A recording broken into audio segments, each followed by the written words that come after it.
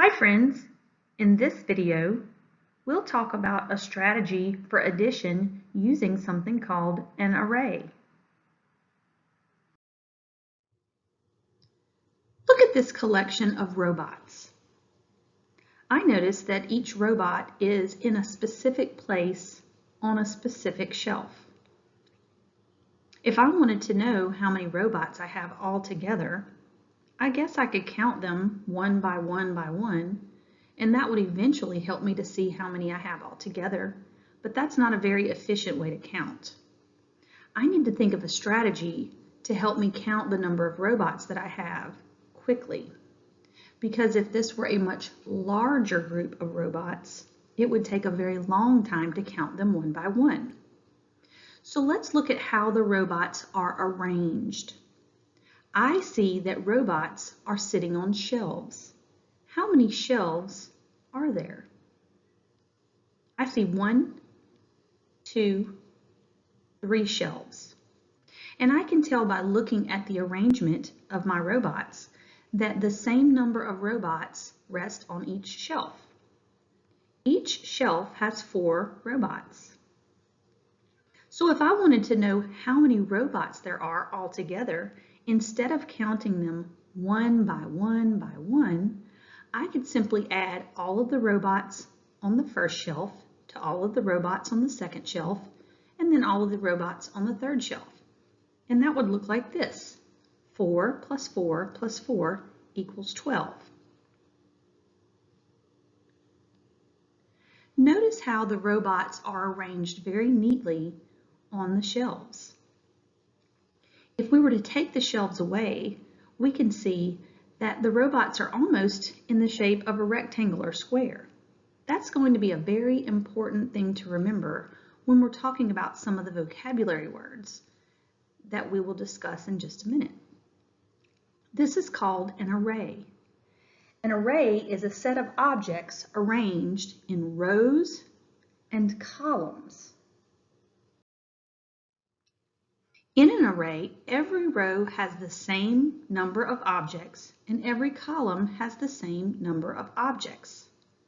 Remember, we noticed that each shelf had 4 robots and there were 3 shelves. Let's look at what these words mean, row and column. Consider this array. I see a row of 4 spheres. Rows are horizontal groups of objects. They go side to side. This array has 3 rows, and each row has 4 spheres in it. This is a column. Columns go up and down. This array has 4 columns, and each column has 3 spheres in it. So if I wanted to count all of the spheres, thinking about rows and columns, I could either add all of the rows together, 4 plus 4 plus 4, or I could add the columns together, 3 plus 3 plus 3 plus 3.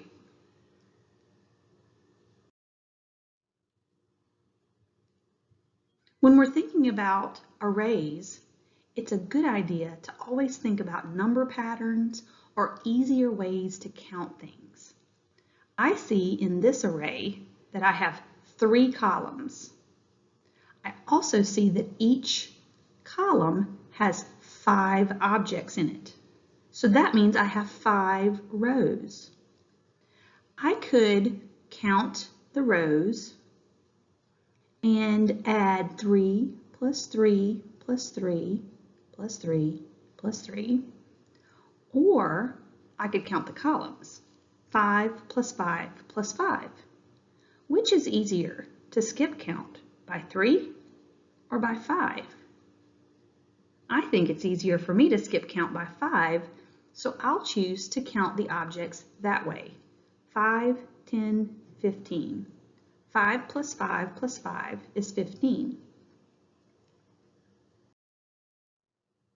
When we're thinking about finding an easier way to count a large group of objects, it's also important to know what numbers you can combine to make even easier ways to count. So let's look at this array. This is an array just like the one we just saw, but it's bigger. And we determined that it would be easier to count by fives. And so to find the total number of objects in this array, I could skip count by fives, and that would be okay.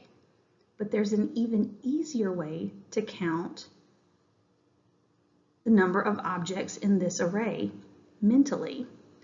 I can combine fives to make 10. So each pair of fives we see, I can combine to make 10. And it would look like this. Instead of saying 5 plus 5 plus 5 plus 5 plus 5 plus 5, or skip counting by fives 6 times, I could combine my fives to make 10s and skip count by 10s, 10, 20, 30. I would arrive at the answer both ways. However, mentally, it's easier to skip count by 10s. These are just some strategies to think about when we're looking at arrays. Remember, rows go horizontally or across, columns go up and down or vertically, and the whole thing altogether is called an array. Great job thinking about arrays today and how we can use arrays to add numbers. You rock!